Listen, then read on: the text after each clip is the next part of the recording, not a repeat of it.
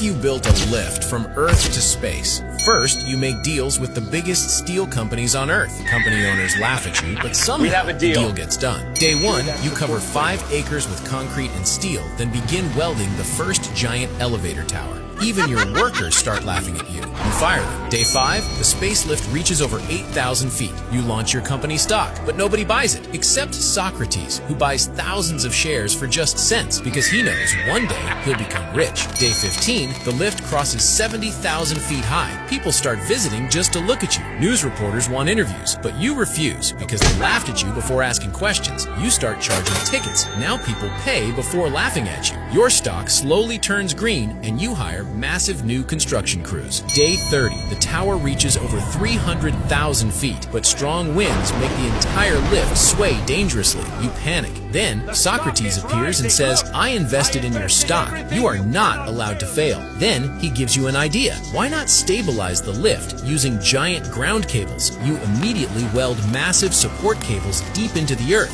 Now the shaking slows down. Month 5, you complete half the journey to space, but once again, the giant lift begins moving dangerously. You almost give up. Then Socrates returns again and asks, if cables can hold it from Earth, then why not from space? You immediately start working, launching gigantic cables toward nearby asteroids and welding them directly to the lift. The lift instantly stops shaking. Now you are unstoppable because you have Socrates' investment. NASA calls it nonsense, but you never stop building. Year 1, your lift crosses Earth's orbit. Even the International Space Station changes its route to avoid your tower. Year 5, congratulations. Your giant lift finally reaches space. Your stock price explodes, and now you become a billionaire, but not the first. Now people travel to space using your elevator. Even Elon Musk comes to try it, but while he's inside, the elevator reaches space. You open the elevator door in space. Congratulations. Now you become the world's first billionaire. And then, suddenly, a massive asteroid crashes into the lift. Socrates instantly sells all his stocks. The entire structure collapses back to Earth. Congratulations, you're a beggar again, but Socrates has now become a billionaire.